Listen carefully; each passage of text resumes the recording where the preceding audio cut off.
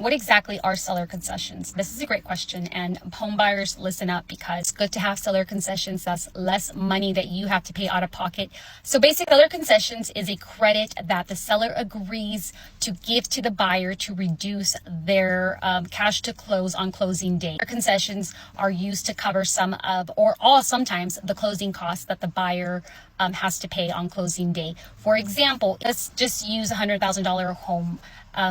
3% and a 3% down payment. That is $3,000. The buyer pays on closing day is the closing costs and the down payment. The closing costs amount to about 3% of the loan, which is another $3,000. So on closing day, the buyer would pay the down payment, the $3,000 plus closing costs, which is another $3,000. So the buyer basically would pay $6,000 out of pocket on closing day. If the seller agrees to give you a $3,000 credit, you would apply it right on your final cash to close, and then the buyer would only have to bring in $3,000 versus the $6,000.